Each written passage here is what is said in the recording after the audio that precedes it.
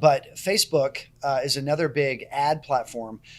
In the past, we used to use the phrase PPC to refer to search engines, but really PPC also applies to Facebook.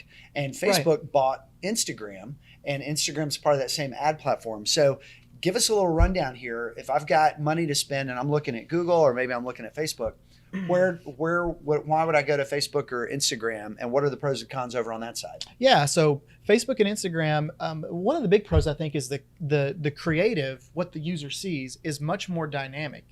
You can have images, you can have video, you can have swipeable carousels. You can really, especially if you're selling something that's more visual, and that you can show that transformation inside of your ad. So the creative itself, it gives you just a lot more options.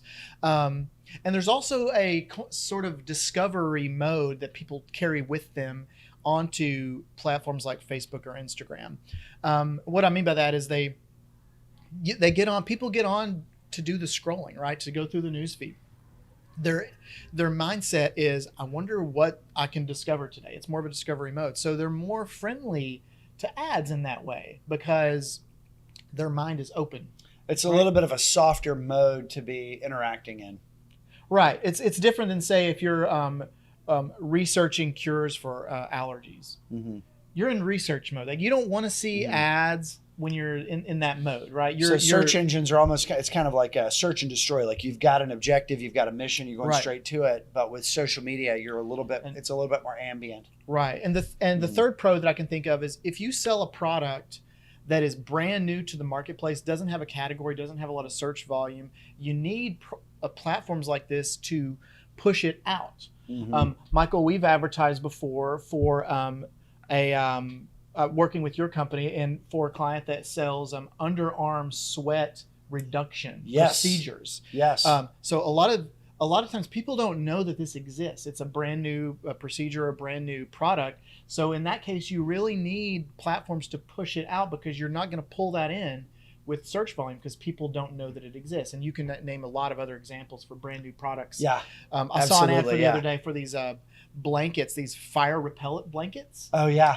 You take it. So if your stove catches on fire, you just pull it over. You pull it over. I didn't know that existed. Yeah. There's no way I would have searched for fire repellent blanket for households. So let's talk about cons. There's no direct search intent like search. So you're gonna be pushing things in front of people that a lot of them aren't gonna want what you have to sell. So it's a little softer in both the pros and the cons, and creates just a little bit of a different engagement. You need to update the creative more often.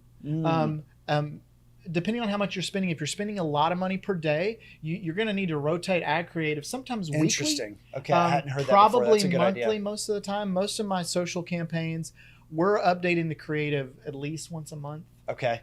And so you need that because you're going to serve the same ad to the same people over and over again, and they're going to develop blindness to it. And then thirdly, I'll say under cons is, since Apple released its iOS 14 update back in, I think, March of this year, that update allows people to opt out of website tracking. So what that means for us, the advertisers, is a lot of times we can't tell when people convert on the website. So we might be pushing them to make a phone call or to fill out a form. If that person has opted out of tracking, many times that data gets lost. And so we have to fly in the dark a little bit. So that's been a big issue for advertisers. So that's a con, that's a more recent con. In terms of advertising on Facebook and Instagram, is something to keep in mind. Yeah, the universe outside of Facebook is changing, and so it's changing the relationship of advertisers to that platform and that tool.